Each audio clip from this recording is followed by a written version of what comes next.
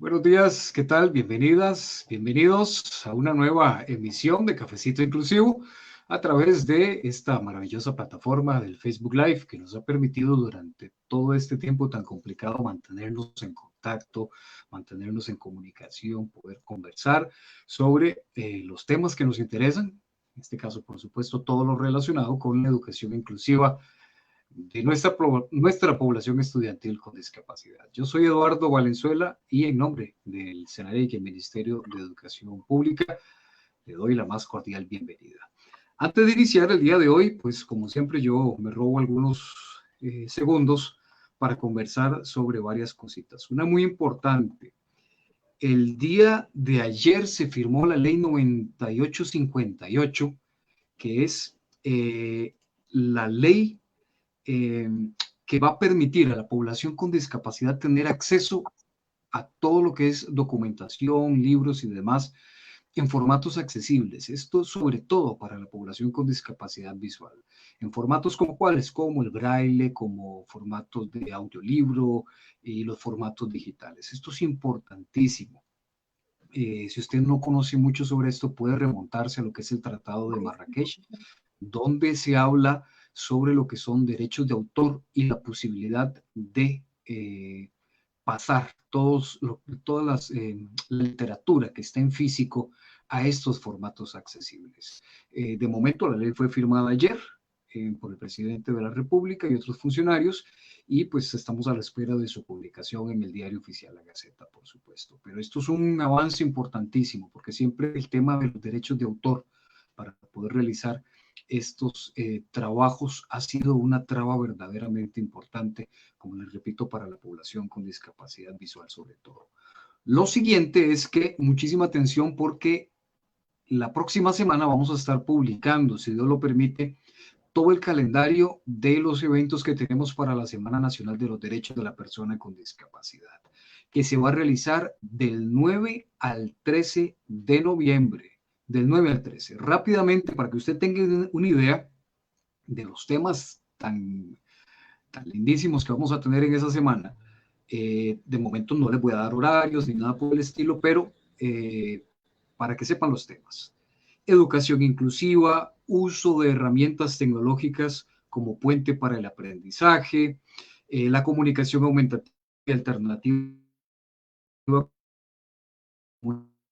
para la inclusión de estudiantes con también sordoceguera y estrategias para su abordaje educativo. Este tema es muy bonito, mucha atención. Una nueva forma de querer cuando la docencia te lleva a dar un viaje desde el corazón. Este va a ser un tema muy significativo. También la integración sensorial en la educación de estudiantes con discapacidad múltiple, posicionamiento para favorecer el aprendizaje del estudiante con discapacidad múltiple, apoyos virtuales para estudiantes con discapacidad visual, mucho ojo ahí también. ¿Qué nos dice la neuropsicología sobre los efectos de la pandemia en personas con trastorno del espectro del autismo? Y vamos a cerrar la semana con un conversatorio muy rico con personas que son parte de comunidades y de asociaciones de personas con TEA, y vamos a hablar de redes de apoyo para personas con TEA, justamente. Entonces, todo esto es lo que vamos a tener en la Semana Nacional de los Derechos de la Persona con Discapacidad. Hoy particularmente el tema que nos tiene por acá es discapacidad y alta dotación. Para eso nos acompaña, que por ahí ahorita ahí está don Alexander Murillo Mayorga. Permítame, don Alexander, presentarlo rápidamente. Don Alexander, bueno, ya dichosamente pensionado juvenil, lo estábamos molestando de las bambalinas.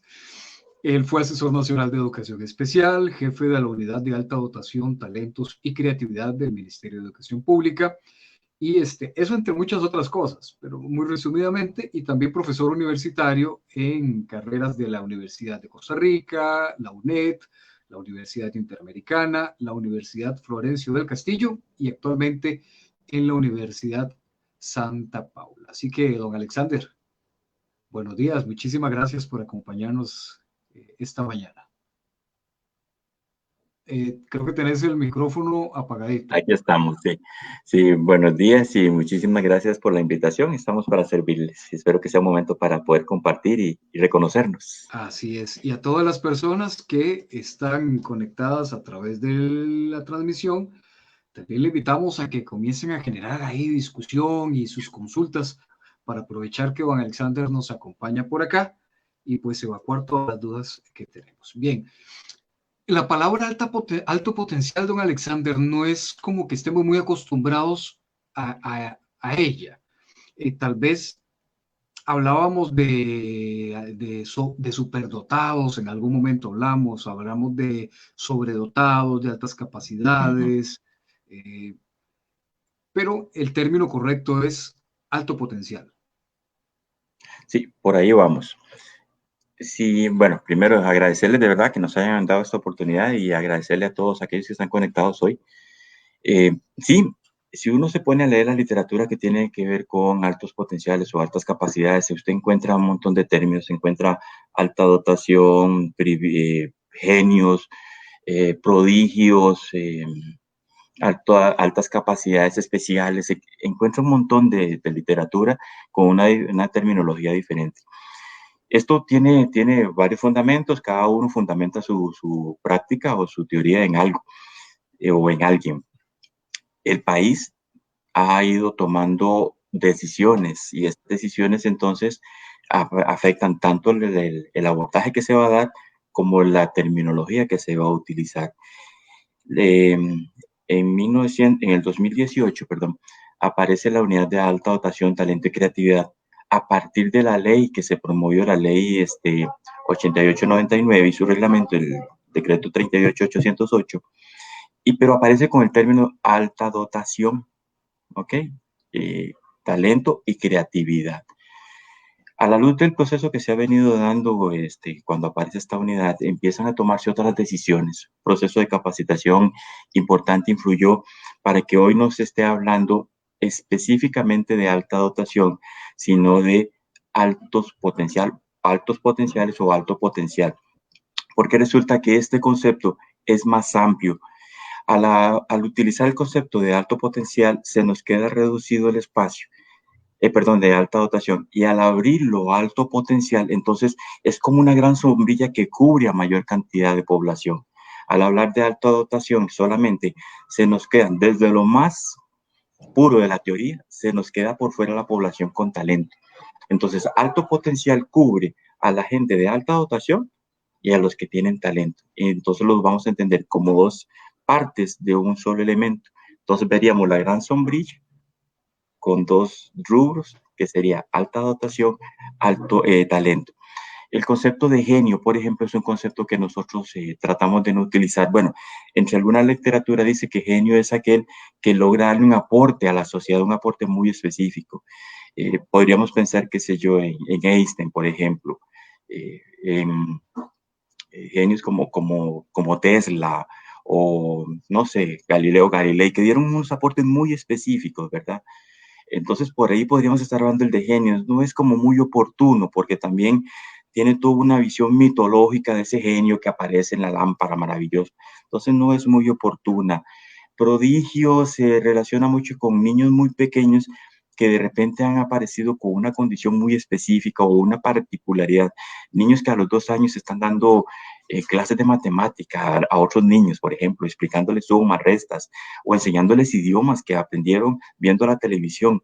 Entonces, tampoco es como muy oportuno utilizarlo porque no sabemos muchas veces cuándo empezaron estos niños a hablar sobre sus condiciones o a mostrar sus condiciones.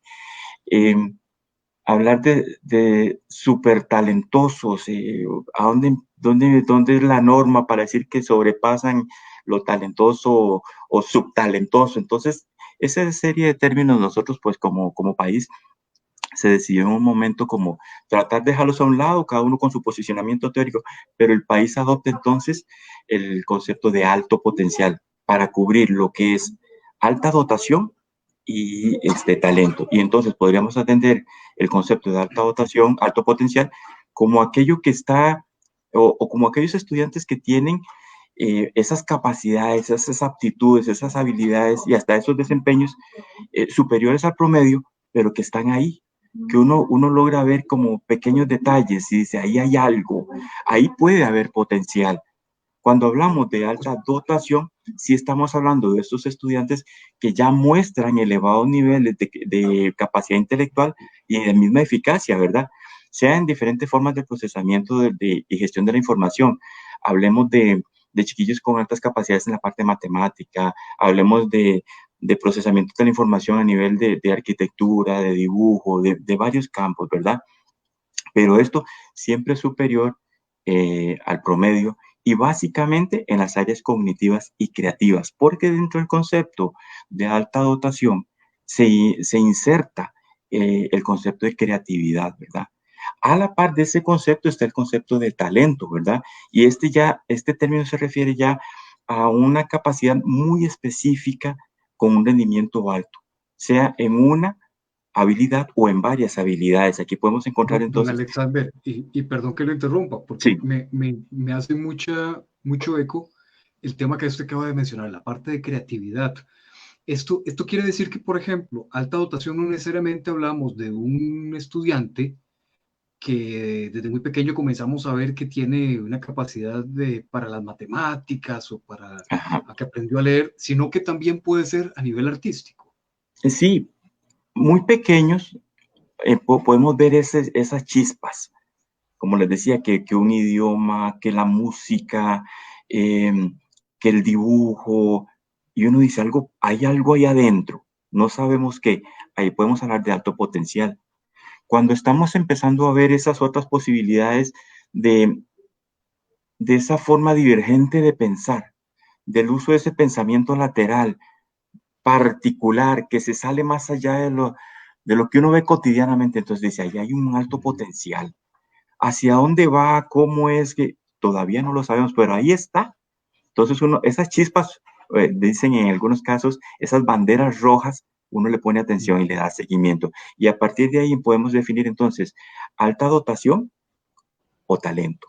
Dentro de alta dotación, creatividad. El talento aparte, porque podemos tener personas que son, eh, qué sé yo, con una alta capacidad musical. Hemos conocido de niños que aprendieron, por ejemplo, a tocar el violín solos o escuchando y se dedicaron a tocar violín y se quedaron ahí porque su talento es en el área musical y específicamente en violín. Por eso hablamos del talento específico. Pueden haber varios talentos, puede haber que sea un talento verbal, un talento musical o en un área cognitiva, pueden haber varios, pero se quedan en ese talento. Cuando ya estamos hablando de alto potencial es cuando hay una integralidad en toda la visión de que esta persona tiene, en la parte cognitiva, en la creatividad, en el talento, y hay una visión más allá de lo cotidiano. ¿Qué es lo que muchas veces pasa? Que resulta que uno espera dentro de la visión que se tiene de personas con alto potencial o de esas imágenes sociales que existen dentro de esos mitos y estereotipos que existen, que cuando se habla de alto potencial o en este caso de alta dotación, el chiquillo sea brillante en todo, sea un chiquillo que explote en matemática, en ciencias y sea líder y que sea Eso puede brillante. generar mucha presión para el chiquillo. Sí, pero resulta que nosotros en el país ahorita tenemos porque yo todavía me siento parte de esto, del ministerio y de la unidad de alta dotación, se han identificado 48 estudiantes con alta dotación y dentro de estos estudiantes, algunos han sido eh, como esos estudiantes no, con una pereza que uno dice pereza, pero no es que ya eso lo sé y para qué lo voy a ver y bajan notas o que no rinden suficiente, que no son líderes. Entonces eso rompe con estos mitos y con estos estereotipos. Y cuando usted hace todo el proceso de identificación del estudiante, dice, él tiene alta dotación, no le interesa un tema, no le interesa el otro, no quiere estar relacionándose con una persona con otra. Por el contrario, también encontramos estudiantes que son súper sociables y sí, hay algunos casos de estudiantes que hemos visto que son líderes, que destacan en matemática, que van a olimpiadas, que presentan proyectos en ciencias, que crean robots, que aprenden idiomas, que aprenden música. Entonces, la gama de estudiantes que uno puede encontrar es muy amplia, muy alta. Entonces, tener un estudiante con un perfil único donde uno dice, estos son así, no hay. Sí, uno puede encontrar características similares, pero hay que empezar por romper los mitos y estereotipos que hay en ellos. ¿Qué relación? Porque esto es una cosa que creo que muchas personas tienen la duda. Generalmente se tiende a relacionar el alto potencial, o existe alguna relación del alto potencial con la discapacidad, al menos desde el punto de vista del abordaje, don Alexander. Sí y no. Ok, ¿qué es lo que pasa? Podemos encontrar una relación un poco teórica. Por ejemplo, los estudiantes con alto potencial tienen o pasan por procesos, por ejemplo, como el que pasan a otras poblaciones con discapacidad, en condición de discapacidad. Por ejemplo, esta serie de mitos que les decía, de que son líderes en todo. En discapacidad también hay una serie de mitos, de imágenes sociales con las que hay que trabajar muy fuertemente. En la población con alta dotación también hay una serie de imágenes sociales con las que hay que trabajar. Hay mitos, hay estereotipos, hay una afectación social con la que hay que trabajar significativamente. Nos hemos encontrado, por ejemplo, con algún estudiante, un par de estudiantes que fueron identificados con déficit atencional, por ejemplo. Estudiantes que fueron identificados con síndrome de Asperger. Esto hoy que llamamos TEA de primer grado, ¿verdad? De primer nivel. Esa visión que se tiene sobre esa persona hace que la gente lo trate de acuerdo a ese diagnóstico. Cuando empieza a identificarse las características, las habilidades, los potenciales, y uno va diciendo, esto no es Asperger, esto no es déficit atencional, esto va por otro lado. La visión del trabajo que se está haciendo es otra. Entonces, sí hay cierto ajuste cuando se tiene como decirles, una condición A o una condición B. Y esto pasa tanto en personas en condición de discapacidad cognitiva, física, sensorial, como cuando hay una persona con una condición de alto potencial. Entonces sí hay ahí una cierta correlación. Pero para mí hay una relación altamente directa cuando estamos hablando de aspectos en el proceso educativo, porque ambas poblaciones o todas las poblaciones requieren procesos de motivación. Casi siempre cuando hablamos de correlación en discapacidad, alta dotación y otras entidades u otras condiciones, nos quedamos en los mitos, en los estereotipos, en los abordajes y si hay diferencia o no. Pero para mí todas tienen en común que requieren procesos de motivación. Y aquí hay que detenerse un momento para mí, porque resulta que para muchas personas motivación es procesos de reforzamiento, desde la parte conductual hablando, ¿no? Procesos de reforzamiento. Muy bien, excelente, dar o quitar reforzadores positivos y negativos, pero la motivación va más allá de eso. No digo que los procesos conductuales sean malos o buenos, no. En algunos casos son excelentes, en otros no funcionan, etcétera, etcétera. Pero en este caso, la motivación va más allá de la entrega de reforzamientos o de procesos de reforzamiento. O está altamente correlacionado con toda la presentación de los eventos internos. Cuando usted le presenta a una población un pensamiento conflictivo, uno de los ejemplos que siempre pongo es 1 más 1, siempre 2. Y entonces empieza a darle vuelta. ¿Sí? Usted suma un elote más un elote, le da 2 elotes. Pero ¿qué pasa entonces cuando le ponemos a una gota de agua otra gota de agua? ¿Sigue siendo una gota o son 2 gotas? Ese pensamiento conflictivo le genera cierto nivel de motivación, de incertidumbre, ¿verdad? Cuando usted se sienta con un estudiante y le explica qué significa o qué impacto puede tener el éxito o el fracaso en una tarea, también puede haber un factor motivacional. Cuando usted le pone esa emocionabilidad a la tarea, cuando usted le dice, hoy vamos a hablar sobre las frutas, sobre esto, esa intencionalidad, este cuerpo habla, este cuerpo le pone emoción. O de repente le dice, mire, ¿qué tengo acá? ¿Usted sabe lo que tengo aquí escondido?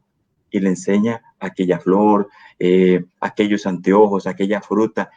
Pero el hecho de ocultar, de dar la sorpresa, o ustedes saben qué hay allá afuera. Hoy vamos a ir a descubrir esa emocionabilidad, esa sorpresa, es parte de todo este proceso de educativo, es parte Eso de esa implica un reto muy motivación. importante para el docente también.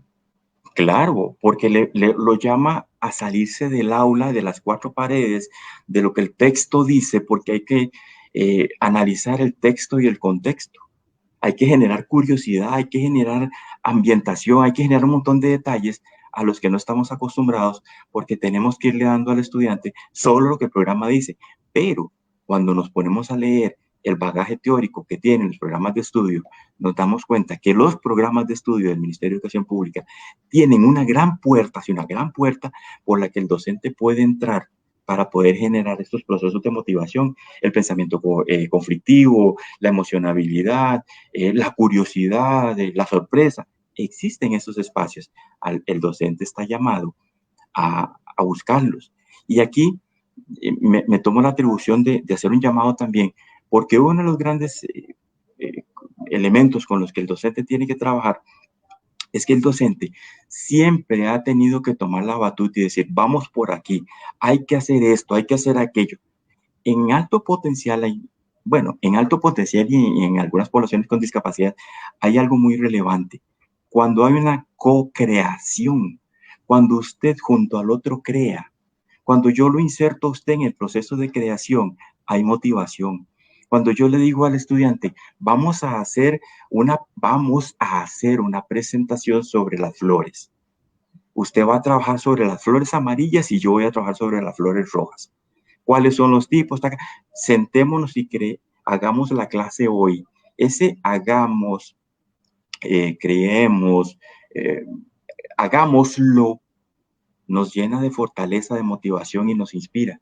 De hecho, hay un autor japonés, si no me equivoco, hace mucho tiempo que lo leí, donde dice que somos de un alto porcentaje de agua y que las moléculas se transforman cuando hay algo externo que las impacta y se transforman en bonito y en feo. Y él decía que las palabras deforman o formalizan de alguna forma particular a las células. Entonces él tomó unas fotos de unas células al agua, del agua, de los componentes del agua, cuando decía palabras. Y entonces una de las palabras que hizo, una de las formas más bellas, es cuando él decía hagámoslo, cuando decía gracias, cuando decía por favor. Y puso la imagen de fotos cuando usaba palabras negativas. Decía palabras groseras, no servís para nada, o qué feo. Las células de agua se transformaban. Y si pensamos que nosotros somos más de un 70% de agua, ¿cómo impactan las palabras en nuestra construcción? ¿Qué pasa cuando nosotros entonces tenemos esa co-creación y decimos, hagámoslo? Cuando decimos, ¿qué podemos usted y yo hacer? Entonces, yo creo que tanto en la población con una condición de discapacidad como con otra, con alta dotación con otra, cuando el docente lo inserta, cuando asume que esa responsabilidad es mutua, el estudiante puede estar mejor motivado. Don Alexander, ve qué bonito aquí. Yajaira Valverde nos dice, muchas gracias por tocar este tema tan importante. Soy testigo real de los mitos que hay en este tema y cómo se pueden invisibilizar a estos estudiantes. Entonces, cuando comenzamos a detectar como familia, incluso como docente, cuando existe esta sospecha, que fue la palabra que usted me indicó anteriormente, de que existe un alto potencial y comenzamos a identificar todas esas cositas que usted nos decía ahora, esas chispas, ¿verdad? ¿Qué hacemos? ¿Qué hacemos como familia primero? Y después, ¿qué hacemos a nivel de sistema educativo? ¿Cómo Ok, responde el MEP ante eso? primero, cuando vemos esas chispas, uno dice, uy, qué bonito, uy, qué alegre. Mira, fulanito hace tal cosa, hace lo otro. Hay un primer momento donde la familia lo vemos como algo bonito y exponemos al chiquillo, al niño pequeño, véalo, véalo, ya sabe contar en inglés, mire, ya sabe hacer esto. Hay un momento como de euforia, de alegría, hasta de orgullo, de decir, este es mi hijo, esta es mi hija, ¿verdad? Sí, pero después, cuando esta bomba de tiempo chiquitica llega a la escuela y empieza a cuestionar, empieza a preguntar, y qué pereza, y esto ya me aburre, y no quiero ir a la escuela, apoya. aquel niño que nos llenaba el pecho de aire y nos enorgullecía, hoy nos pone a pensar y a dar, ¿qué hacemos? Por Dios, nos empieza a generar angustia. Primero, familia, hay que tener, mi esposa es una mujer muy sabia, mi esposa dice que uno tiene que tener paciencia, pero que la paciencia hay que entenderla. No es paciencia de pasividad, de quedarse sin hacer nada, no, es paz interna y ciencia, sabiduría para tomar decisiones. Ok, hay que tomar decisiones. Recuerden, hay una ley, ley Una paciencia activa, 8889. ¿verdad? Perdón, Eduardo. Es como una paciencia activa. Una paciencia activa, dinámica, como es paz interna y sabiduría. La ley 8889 y su reglamento, el decreto 38808, nos Que ha abierto la puerta. pedir a Pamela, perdón, don Alexander, que coloque por ahí el enlace hacia el sitio web donde se puede descargar la ley, para que de una vez vayamos generando. Ok, eh, perfecto, perfecto. Porque a partir de la ley sabemos que existe algo para poder apoyar a la población con alto potencial. Entonces, a partir de la ley, se le solicita al centro educativo, y hoy lo pueden hacer en medio de esta pandemia, la unidad de alta dotación generó una serie de pautas para hacer procesos de identificación. Entonces, hay pautas, ya están en las direcciones regionales. Entonces, ¿qué es lo primero que la familia tiene que hacer? Dijimos paciencia. Y lo segundo, tomar decisiones. Se le solicita al centro educativo mediante un oficio una aplicación, una evaluación, una identificación de este estudiante a partir de la ley 8899 y su reglamento. Una vez que el centro recibe esta solicitud, el centro se tiene que organizar para empezar a hacer un proceso de identificación, porque aquí la responsabilidad no es de un psicólogo, no es de un neurólogo, no hay que estar pagándole a un especialista para que le diga si tiene o no tiene alto potencial. Desde la visión del Ministerio de Educación Pública, es el centro educativo el que va a hacer el proceso de identificación a partir de todo lo que pueda recolectar, llámese entrevistas, rendimiento, notas, si hay evaluaciones externas, toda esa información se recolecta, se analiza por parte del cuerpo docente de un grupo encabezado por el director del centro educativo, y a partir de ahí se define o se decide si presenta o no presenta alto potencial, porque hay un documento de orientaciones vigente que le va a decir a usted cuáles son los procesos y le va a ayudar a tomar decisiones. ¿Por qué el centro educativo? Porque es el centro educativo el que va a darle los apoyos que requiere. No es todo el Ministerio de Educación Pública, no es el sistema de salud, no son los profesionales externos. A partir de lo que el estudiante está haciendo, de lo que él sabe, empieza varios procesos para potenciar a este estudiante. Entonces, no es que se le va a adelantar. Nosotros en este país todavía no tenemos procesos de adelantamiento. El Consejo Superior de Educación no tiene aprobado procesos de adelantamiento de nadie en este momento. Uno no sabe si más adelante, pero en este momento no. Pero sí se le debe de garantizar desde el centro educativo que ese alto potencial que tiene, que esa alta dotación, que esa superioridad en ciertos niveles va a ser atendida. Y es entonces a partir de ella que el centro educativo se organiza y empieza a darle estos apoyos que requiere. Para eso el centro educativo no está solo. Primero, cuenta con la unidad de alta dotación, talentos y creatividad del Ministerio de Educación Pública. En este momento, lamentablemente, solo quedan 2 personas. Bueno, lamentablemente, porque son 2, pero por la excelencia de las 2 personas que quedan ahí, se cuenta con un apoyo incondicional. Este, la compañera Sandra Villalobos, es psicóloga, es excelente en la parte de alta dotación. O sea, Sandra es como la mamá de la alta dotación en este país, y Yamilet Camacho. Yami es del área de educación preescolar, pero Yami es increíble. Para mí las dos tienen alta dotación Extraordinaria también. persona, Son además. como ser humano, como técnica, bueno, y quien las conoce en la parte artística es vuela, ¿verdad? Entonces, ellas dos son las que están a cargo ahorita de la unidad de alta dotación en las direcciones regionales. En cada una de las direcciones regionales hay un equipo de apoyo para el proceso de alta dotación. Entonces, Eso es muy el centro, importante en las sí, 27 direcciones regionales de exacto, educación del país. pero en unas está constituida de una forma, con una cantidad de funcionarios, en otra con otros, en unos solo son funcionarios de la dirección regional propiamente, otros son de los circuitos del centro educativo. La idea es que sea una comisión de trabajo, un equipo de trabajo. Fue la visión que tratamos de darle. Todavía hay que consolidarlos más, hay que dar más apoyo y todo esto, ¿verdad? Pero estamos en ese proceso, o están en ese proceso, pero ahí Muy están. O sea, bien. el centro, la familia no está sola porque tiene el centro no está solo porque tiene a los equipos regionales, y los equipos regionales no están solos porque tienen la unidad. Todo ese Correcto. conjunto, toda esa plataforma está para potenciar al estudiante. Perdón, y aquí la unidad ha jugado un papel muy importante porque ha facilitado procesos de capacitación, de asesoría, de apoyo en procesos de identificación en sitio, directo al centro educativo. Se coordinó un par de procesos de capacitación externa con un funcionario, un profesional externo excelente, muy buena, para que la gente no se quede solo con lo que puede leer, porque recordemos, aquí no tenemos una formación base. Aquí las universidades no nos forman en lo que es alta dotación.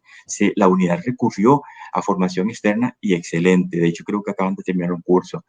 También la unidad se ha ido a los centros educativos a apoyar en procesos de identificación. Los docentes han ido a la unidad a analizar pruebas que se le han pasado a los estudiantes para tomar decisiones. Se ha facilitado con asesores de otros niveles de preescolar, de primaria, secundaria, en asignaturas específicas para que el docente o varios docentes tengan capacitación o asesoría al menos en cómo dar ese apoyo al estudiante. Muy bien. Por aquí ya colocamos el enlace para descargar la ley de promoción de la alta dotación, talentos y creatividad en el sistema educativo costarricense, que es el nombre completo de la ley 8899 que mencionaba don Alexander. Está aquí en la seguidilla de comentarios. Y por aquí, ve qué interesante, don Alex, cómo se genera una comunidad muy bonita. Katiana Corrales nos dice, ahora que usted mencionó al científico japonés, Ajá. Masaru Emoto, Masaru que da a Emoto. conocer el valor, que da a conocer el valor de la palabra y se visualiza en el cambio de las moléculas del agua. Es Por eso es genial. vital, Esa. y dice ella, por eso es vital lo que le decimos a nuestros estudiantes. Ahí tenemos un Y, librito y lo que nos para decimos a nosotros, porque aquí claro, creemos importantísimo. porque lo que sale de aquí para afuera, pero ¿qué sale de aquí para adentro? Nosotros aquí en la casa, por ejemplo, yo tengo 2 hijos y mi esposa, somos los que estamos en la casa siempre, y entonces, eh, eh, uy, uy, qué tonta, uy, que eso aquí no se permite. No se permite porque se explicó hace mucho tiempo que lo que decimos al otro o lo que nos decimos a nosotros nos afecta. O cuando decimos, uy, qué bruto yo, uy, qué tonto yo. No se nos permite, no debemos de permitirnos, porque así como hay que trabajar con el otro, tengo que trabajar conmigo mismo. Y si yo creo en esto que Emoto estaba diciendo, yo lo tengo que aplicar en mí. Y para poder trabajar con alta dotación, yo tengo que creérmela. Y aquí yo hago eco a las palabras de Medford cuando le habla a los jugadores. Hay que creérsela y creérsela en Hay que serio. creérsela. Claro, Paola Sanabria dice, don Alexander, agradeciendo a don Alexander, dice, sin embargo, es importante continuar trabajando en la concientización y compromiso tanto de la familia como de los centros educativos para llevar a cabo los procesos de identificación, erradicar mitos y sobre todo brindar un apoyo a nivel emocional, porque pese a sus capacidades excepcionales, en algún área es importante no olvidar que son personas y hay que brindar el enriquecimiento curricular pronto y oportuno. Muy importante eso. Claro, Entonces, justamente, hay estrategias, yo sé que ya hablamos y en general esto es para todas las personas, o sea, no hay un molde, no hay un ABC específico, no hay una receta específica para cada persona, pero hay algunas estrategias que podamos recomendar como a nivel general, eh, a nivel de la atención curricular de estos estudiantes ya identificados, don Alexander. sí, claro. Bueno, hablamos de la motivación. Esto como elemento transversal en todos los procesos que se vayan a llevar.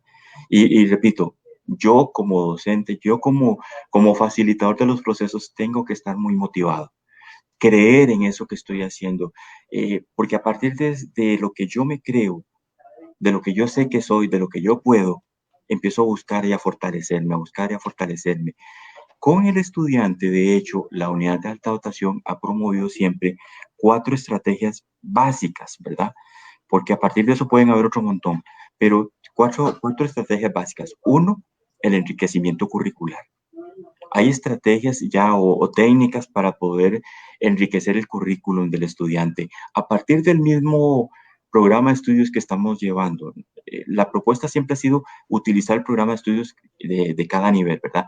No es trasladarse al programa de estudios de otro nivel. Si está el chiquillo en cuarto grado lo trabajaremos. Si el estudiante está en séptimo, octavo, noveno, utilizaremos el programa de la asignatura de acuerdo a eso. ¿A qué nos referimos cuando hablamos de enriquecimiento curricular? Que a partir de eso que le estamos enseñando, buscar cuáles son las ramificaciones que ese elemento que le estoy enseñando pueda tener y que ese estudiante lleve a cabo procesos de investigación, que yo lo rete a que busque algo más, que yo le lleve material para leer, ese enriquecimiento de ese programa de estudios, de esos contenidos, de esos procesos que yo estoy enseñándole a él y a los demás. La otra estrategia que se promueve bastante es lo que se denomina el trabajo colaborativo. ¿Okay? Aquí el trabajo colaborativo básicamente lo que busca es que a lo interno del aula se puedan hacer pequeños grupos heterogéneos u homogéneos, cualquiera de los dos, y en varios momentos también, que puedan plantear un tema determinado puede ser del agrado del grupo como tal.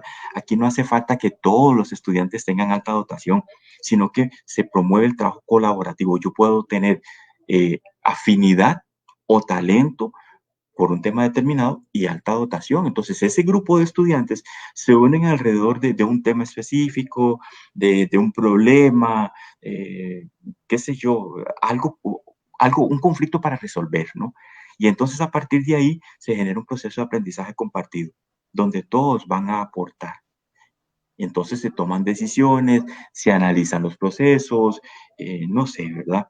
Pero ese trabajo colaborativo, todos nos une un fin común, pero todos estamos colaborando, no importa nuestra condición. El otro proceso que se genera o que se promueve es lo que se denomina un agrupamiento por capacidades. Ahí sí. Ahí en este grupo, regularmente son grupos heterogéneos donde hay intereses y capacidades muy específicos, ¿verdad? Que ya han sido identificados previamente. Entonces es algo que a aquel que le gusta la matemática, a aquel que le gusta la investigación en ciencias espaciales, no sé, ¿verdad? Porque aquí debemos de todo. Y aquí hay que contarles, por ejemplo, que tenemos estudiantes que aman la tecnología, estudiantes que aman la música, estudiantes que aman todo, desde una visión muy integral, ¿verdad? Entonces, en este caso, el agrupamiento por capacidad puede ser dentro o fuera del aula. Es más, se puede hacer hasta con estudiantes del mismo centro educativo, no necesariamente del mismo grupo. ¿Okay? Aquí siempre la sugerencia ha sido, por ejemplo, que se hagan grupos máximos de que sea 7, 8, máximo 10, donde puedan entonces hacer algunos procesos de investigación de acuerdo a sus capacidades. El centro educativo muchas veces lo que hace son grupos específicos o talleres. Y en estos talleres entonces se unen y trabajan toda la dinámica. Y la última que se promueve mucho es lo que se denomina actividades co-curriculares. Y aquí el centro educativo y la familia juegan papeles muy relevantes, siempre en todo, pero en este juega un papel muy importante, muy específico, porque aquí lo que se trata es de buscar dentro de la comunidad o en las comunidades en que el estudiante se desarrolla o la comunidad en la que habita el estudiante, diferentes entes de apoyo, organizaciones de apoyo que le faciliten cursos, talleres, charlas, donde puedan potenciar todas las habilidades y destrezas del estudiante. Entonces no se trata solo de una charlita, no es cómo vamos a generar procesos a lo interno de la comunidad para que este estudiante pueda llevar otras acciones que el centro educativo como tal no le puede brindar, qué sé yo, informática, aprendizaje de un idioma específico, eh, talleres sobre historia, química, pero que son muy específicos, robótica avanzada, que el centro educativo no se lo va a dar, ¿verdad? En estas actividades co-curriculares, regularmente se hacen fuera de horario, fuera del centro educativo, y regularmente son impartidas por un experto. Hay un facilitador ahí, y aquí es donde les digo que la familia y el centro educativo juegan un papel muy relevante. Primero en buscar esos apoyos a nivel comunitario o extracomunitario, pero también esa flexibilidad para poder hacer que el estudiante pueda ir a un taller de estos, para que la familia lo traslade, para que lo lleve y lo traiga. Que si perdieron entre comillas, ¿verdad? O no asistieron a una clase porque fueron a un taller, el centro educativo le pueda facilitar la materia de la asignatura, todo ese tipo de cosas. Entonces aquí ya se está hablando de un trabajo co-curricular dirigido al estudiante, pero un trabajo en equipo, centro educativo, familia, estudiantes y comunidad. Esas son como, digamos, las 4 grandes estrategias que a nivel del Ministerio de Educación Pública se han ido promoviendo. Por aquí Maricruz Badella nos dice, súper importante la motivación con todos los estudiantes en general. Eso genera un ambiente propicio para un proceso de aprendizaje significativo y aún más en aquellos estudiantes de alta dotación o discapacidad. Por aquí Susana Vargas también nos hace un comentario muy interesante y va como en la línea de la parte artística que comenzábamos al principio. Ella menciona que una institución como el Conservatorio Castella debería ser considerado un modelo educativo para el país porque los chicos logran desarrollarse en muchas áreas y creo que esta es la parte más importante. Y son muy felices potenciando sus habilidades y explorando áreas en las que no sabían que también tenían talento. Claro, claro. En el momento en que se empieza a descubrir un talento, resulta que muchas veces ese talento está unido a creatividad y el panorama se nos va abriendo, y no solo es creatividad, resulta que es alta dotación, y nos damos cuenta de que este niño o esta niña, este adolescente y este adulto son personas con altos potenciales que no fueron desarrollados bien, pero que hoy sí lo estamos viendo y ya lo logramos. Pero sí es importante siempre ese factor motivacional. Hay que creérselas, decíamos, hay que confiar. El instinto, uno como docente tiene ese olfato que dice algo no me huele normal por aquí, voy por acá. Y hay que dejarse ir muchas veces y tomar decisiones que muchas veces van en contra de lo que los demás piensan. Cuando teníamos hace poco un estudiante que nos decían, tiene síndrome de Asperger, y la gente decía, tiene síndrome de Asperger, ups. Y hubo una persona que dijo, no, vamos a hacer procesos de identificación. Hoy por hoy está en secundaria y liderando procesos ahí en el colegio donde está, participa en un periódico, participa en esto. ¿Ok? Tuvimos la experiencia con una docente que nos comentó que su grupo y ella como que creó cierta rivalidad en el centro educativo, porque resulta que las motivaciones, las estrategias que implementó con ese estudiante fueron para todo el grupo. Todo el grupo se vio beneficiado. Cuando ese estudiante aprendía algo, venía y le comentaba al grupo. Resulta que este grupito integralmente empezó como a subir y a tener cierto nivel o cierto prestigio delante de los demás. Entonces creó ciertas rivalidades. Y esto se lo digo porque muchas veces trabajar con alto potencial significa que a mí como docente también me van a señalar, me van a criticar. Pero esto es secundario cuando nos empezamos a dar cuenta de que lo que estamos haciendo está bien. Y está bien, no para mí, está bien para el otro. Y cuando los otros se dan cuenta que lo que estoy haciendo me es efectivo para todos, empieza un ajuste, una modificación en el centro educativo. Esto es como ese efecto mariposa que muchas veces hemos oído hablar, un puntito que se mueve, se mueve, se mueve y se expande. Elizabeth Kubler-Ross decía que todo lo que pasa en un punto afecta a todo, solo que el círculo se va haciendo cada vez más amplio. Y de eso se trata el concepto de alta dotación, ¿verdad? Ir haciendo ese punto cada vez más amplio para que todos nos beneficiemos mutuamente. Claro, y Maricruz, que nos hacía el comentario ahora justamente,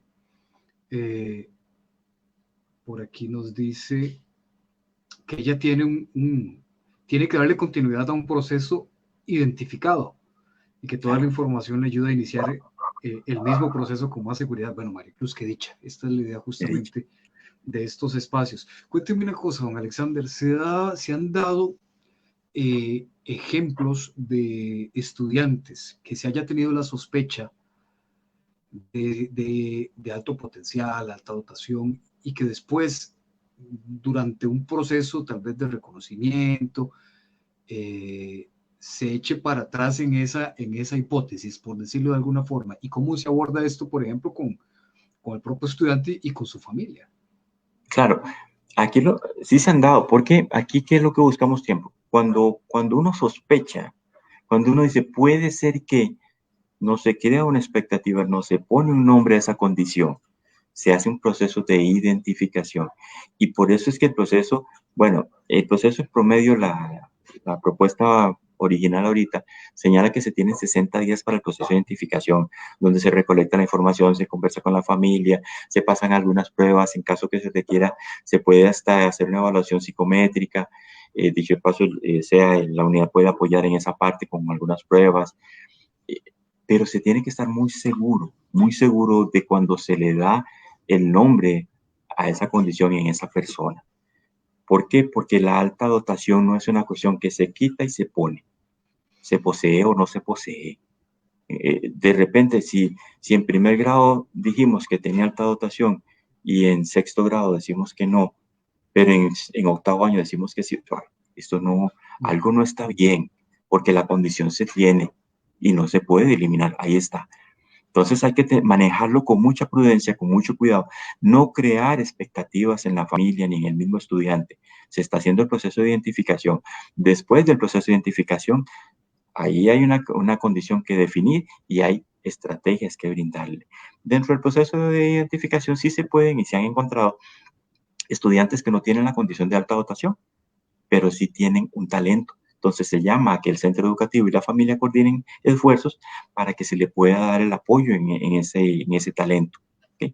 Pero no es una cuestión de que se quite y se ponga. Sí nos comentaron o nos han comentado de estudiantes que se camuflan, que se quedan en silencio. ¿Por qué? Ellos saben que tienen la condición, pero ¿qué ha pasado? El nivel de exigencia a veces ha sobrepasado sus condiciones, porque es parte de los mitos, ¿no? Pensar que ellos pueden eh, darle 82 dígitos del número pi. Y yo con costo me acuerdo de 3,14 y de ahí en adelante se me olvidó. Pero tenemos estudiantes que pueden recordar 10, 20, 30. Recuerden que pi es infinito, pero no todo lo pueden hacer. Entonces se le hacen exigencias, eh, se le solicita demasiados apoyos, que vaya aquí, que represente al centro educativo, que vaya acá, que vaya allá, y prefieren camuflarse y quedarse calladitos porque ya Tal estoy vez él no cansado, quiere, simple y ya está sencillamente el estudiante no aburrido, quiere. Sí. o no hay el dinero para movilizarse, o no hay los apoyos correspondientes. Y aquí, para mí es muy importante, si hay hombres que se camuflan, hay mujeres que se recamuflan. Hay mujeres que no se han identificado. De hecho, en la condición de alta dotación en el país, ahí se me escapa el número, si no me equivoco, son como 4 o 5 mujeres que han sido identificadas y los demás son hombres. O sea, hay una desproporcionalidad. ¿Dónde están esas mujeres?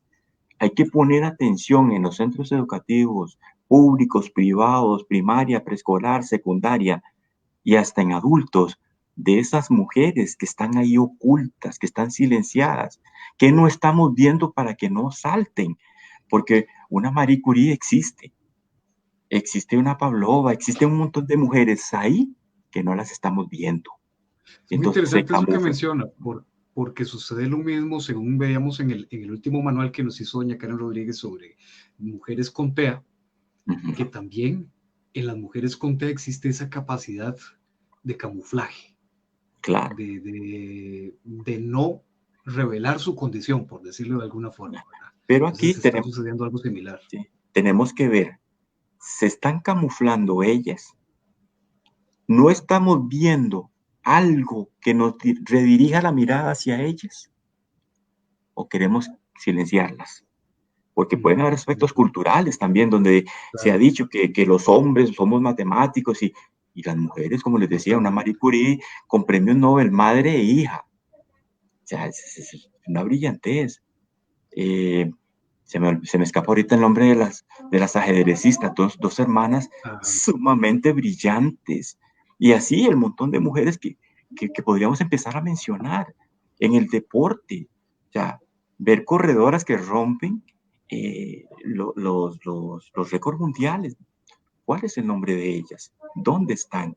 Pintoras, o sea, pintoras. La mayoría de pintores que conocemos son hombres. correcto. Escritoras. O sea, la escritura, o sea, Los leamos compositores, a en su mayoría, compositores compositores. famosos son Entonces, hombres. ¿Dónde están las mujeres? al hombre se le ha dado ese estatus. ¿Por qué no hemos visto, o qué no estamos viendo, o qué no queremos volver a ver hacia las mujeres? Porque no es que estemos hablando de género, no, estamos hablando de equidad e igualdad de condiciones. No hay una estadística que nos diga, hay mayor cantidad de hombres que de mujeres, como si pareciera que existen TEA, pero en alta dotación no. Entonces, ¿qué no estamos viendo? ¿Por qué no estamos volviendo esa mirada hacia esos detalles? ¿Será que es que estamos dándolo como algo cotidiano, el desarrollo del alto potencial de mujeres? Eso que hicieron extraordinario para mí es cotidiano, para mí que hablen es normal, y resulta que ese hablar es esa capacidad lingüística para poder analizar, tomar decisiones, criticidad. Entonces hay que sentarse un momento para saber o para buscar qué estamos o qué está pasando con la población femenina en este país también con alta dotación. Don Alexander, Salvador Antonio Mayorga nos dice que hace unos años los colegios científicos eran considerados los lugares en los cuales podía atenderse a personas consideradas como muy inteligentes, por entre comillas. Entonces nos pregunta qué papel juegan ahora para la atención de la población con alta dotación. Siguen jugando un papel relevante. Todavía los colegios científicos en este país están, ¿ok? Los colegios de bachillerato internacional, ahí están poblaciones con grandes capacidades, pero resulta que no todos tienen acceso a ellos, ¿ok? No todos tienen la posibilidad de ingresar por A o por B, porque no ganaron el examen, porque muchos de los estudiantes que no ganaron el examen es porque no les dio la gana, qué pereza, eso no me gusta, o fueron por cumplir y realmente no se vio ese potencial ahí, ¿ok? Por eso es que nosotros estamos promoviendo, nosotros, ahorita se me quita, el Ministerio de Educación Pública promueve que sea el centro educativo el que le dé ese potencial al estudiante, el que atienda todo eso para realmente no poner en un sitio específico a todos, porque es algo que no se quiere. No se quiere que haya un sitio específico para personas con alto potencial aquí o uno por allá, no.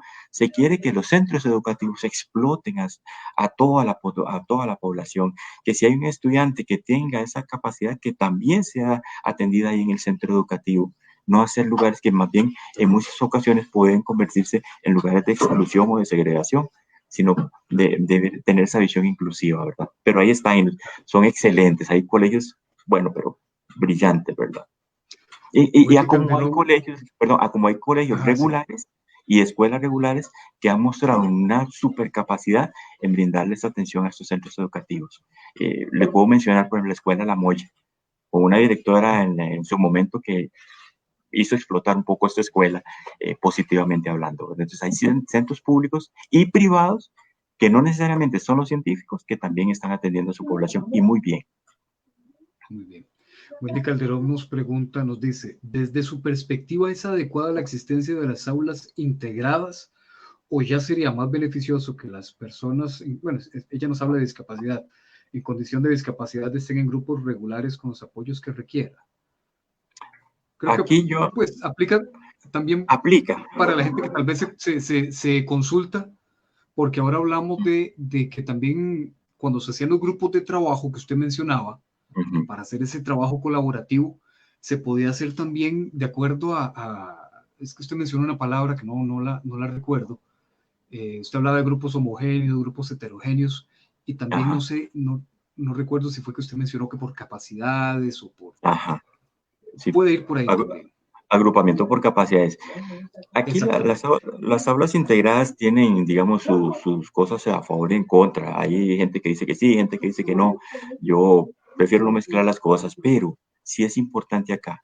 En el momento en que el sistema educativo general, completo, esté abierto para todas las poblaciones, podríamos pensar que esos grupos exclusivos podrían no estar.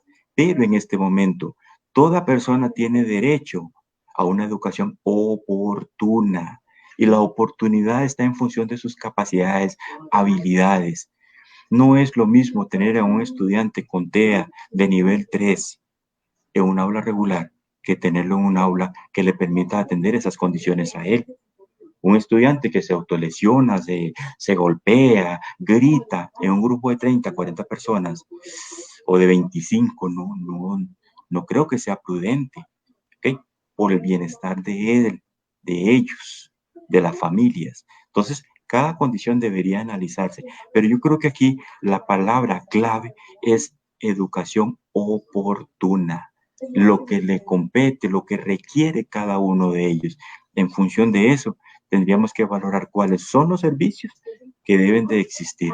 No es quitarlos porque la tendencia, porque los movimientos, no, es que realmente requiere el estudiante o el estudiantado en general, llámese preescolar, primaria o secundaria. Entonces, desde ahí hay que tomar decisiones, desde el ámbito político, desde el ámbito educativo y desde el ámbito personal. Entonces, es una cuestión de análisis.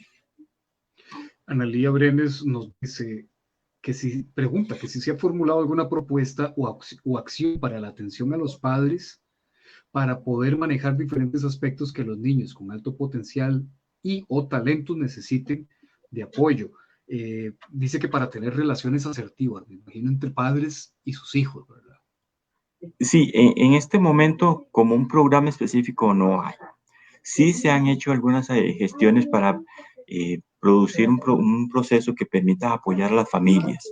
De hecho, parte de las funciones de la unidad es apoyar a las familias. Y, por ejemplo, nos hemos reunido con padres de familia en centros educativos o individualmente cuando han presentado algunas sus hijos y nos hemos sentado a hablar con ellos, o cuando sus estudiantes tienen ciertos intereses, cómo orientarlos, nos hemos ido sentando ahí, pero es algo en lo que se está trabajando, no sabemos ahora a partir de todo este proceso de la pandemia cómo ha quedado la situación, entonces hay que seguirlo trabajando, pero sí es importante que la familia en este nivel es un factor relevante, no solo para la cuestión de apoyos, ¿ok? No solo porque tiene que aprender cómo apoyarlos, sino porque emocionalmente hay un proceso de contención con el que hay que trabajar también. Y eso muchas veces el estudiante no tiene, la familia no tiene las herramientas suficientes para poderlo apoyar. Entonces hay que brindárselas.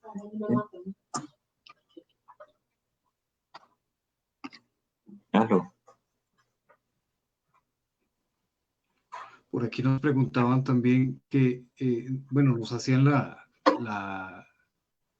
el comentario de que relativamente hay mucha información sobre discapacidad, pero hay poca sobre alto potencial. Entonces, por ahí lo conversamos ya al principio, pero tal vez ya se nos va acabando el tiempo, podemos volver a retomar brevemente. Ella nos pregunta, ¿qué hacer? ¿Qué hacen cuando se comienzan a identificar justamente esas características de que existen esas chispitas que hablamos desde el principio en esos estudiantes? ¿A dónde buscamos información? Y bueno, ya sabemos que existe un departamento en el Ministerio de Educación Pública justamente, y que en cada una de las direcciones regionales de educación del país existe equipo de apoyo para que los centros educativos puedan trabajar de una forma mancomunada en eso. Entonces, tal vez, don Alexander, si hacemos un resumen de cómo atacamos inmediatamente cuando identificamos a estos estudiantes. Ok, primero, sí hay literatura y hay mucha literatura y ese es también un problema, porque cuando se habla de alta dotación hay muchos enfoques. Si quieren ir en coherencia con el enfoque que el Ministerio de Educación Pública tiene, básicamente los modelos socioculturales son los que nos apoyan a nosotros, ¿ok? Autores, por ejemplo, como Joseph Renzulli. Renzulli es tal vez en este momento para nosotros como la base. Renzulli tiene una característica muy importante.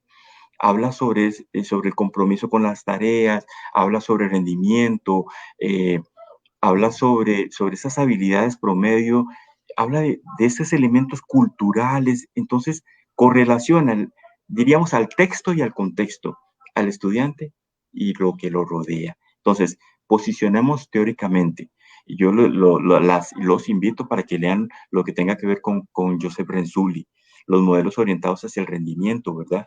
Eh, Muchas veces esto de las inteligencias múltiples nos pueden ayudar más en el área de talentos, pero si estamos hablando de alta dotación, quedémonos en estos modelos eh, más sobre el rendimiento. Y como les repito, Joseph Renzulli, Carné, son como autores que nos pueden facilitar. A partir de ahí, eh, generen toda la literatura que quieran. Hay montones de documentos. Ustedes saben, en Internet encontramos genialidades y basura. Entonces busquemos a partir de esos autores cuáles podrían ser. Recurran a la unidad de alta dotación, talento y creatividad si requieren apoyo para procesos de identificación. El correo electrónico es unidadaltadotación@me.go.cr. Así de fácil. Y con Sandra y con Yami, yo sé que ellas están dispuestas a apoyarla. Hay una serie de, digamos, de literatura que ellas pueden recomendar específicamente, fundamentada en estos y otros autores que tienen correlación, ¿verdad? Eh, no le tenga miedo, no le tenga miedo a enfrentarse a esta situación. No va a generarle nada, va a generar riqueza. En la medida en que podamos tener poblaciones diferentes a las que le demos los apoyos, vamos a tener riqueza dentro del centro educativo. Y que no se les olvide, muchos de nosotros podemos tener alta dotación y ahí estamos silenciados. Y yo soy de los que cree que en educación existe una alta cantidad de docentes con alto potencial y con alta dotación. Esa capacidad de manejar 20 estudiantes simultáneamente y otros 10 por otro lado, y las adecuaciones y los 10 programas de estudio y reuniones con, ¿sabes? Esa mentalidad divergente, y de repente no sé cómo enseñar algo y sacan de la manga una genialidad. O sea, para mí, mucho docente puede estar sin identificar en alta dotación. Muy bien, don Alexander. Entonces, unidad alta dotación .go.cr. .mep.go.cr. Por ahí vamos a estarlo poniendo Sí. en la Y, seguidilla de comentarios. Ajá. y en la página del MEP ustedes igual ponen MEP, y ahí les aparece la dirección de desarrollo curricular. En la dirección de desarrollo curricular ustedes van a encontrar el organigrama, y allá en la dirección curricular ven un cuadrito blanquito, así chiquitito. Esa es la unidad de alta dotación.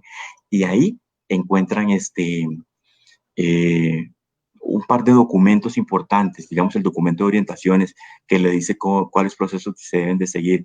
Encuentran una serie de pautas para ahora, para los tiempos de pandemia. Es una circular, creo que es la 810. Ahí encuentran ese tipo de documentos que pueden servirles de apoyo. Y por supuesto la ley 8899, que es la ley para la promoción de la alta dotación, Exacto. talentos y Y creatividad creatividad. en el sistema educativo costarricense. Don Y, Alexander. perdón, y el reglamento 38808, que es el reglamento de esa ley. Eso Muy creo que todo en conjunto importantísimo. les puede darle mucho Perfecto. apoyo. Don Alexander, muchísimas gracias por regalarnos este tiempo. Ya usted, pues usted cumplió con todo su tiempo valiosísimo en el MEP y sigue regalándonos más No. de, de su conocimiento, de todo su valiosísimo recorrido por el sistema educativo costarricense. Y créame que se le nota a legua su pasión por lo que usted hace, por lo que sigue haciendo, porque lo sigue haciendo. Y usted decía que ya no, pero no. Una vez MEP, siempre MEP, dicen por ahí. Sí, una vez siempre y nunca dejaré de ser educador especial.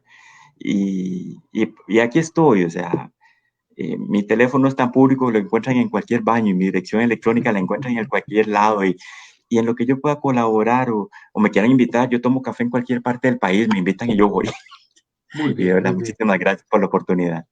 Bueno, gracias por acompañarnos justamente en este cafecito inclusivo. Doña Magali Fernández Encantado. en interpretación del ESCO. Muchísimas gracias. Marco Materrita, quien como siempre nos da el apoyo en la producción audiovisual. Pamela Villalobos y Carla Castillo, nuestras compañeras del Departamento de Información y Orientación del CENAREC, quienes estuvieron acompañándonos por aquí con asesoría y respondiendo y generando contenido en esta transmisión. A nombre del MEP y del CENAREC, yo soy Eduardo Valenzuela, le invito a que esté muy atento y atenta a nuestras publicaciones la próxima semana, porque vamos a estar detallando todo lo relacionado con las charlas riquísimas y valiosísimas para la Semana Nacional de los Derechos de la Persona con Discapacidad, que será del 9 desde el lunes 9 hasta el viernes 13 de noviembre. Espero que tenga un excelente jueves. Desde ya le deseo un viernes y un maravilloso y muy bendecido fin de semana. Que Dios le acompañe y hasta el próximo cafecito. Buen día.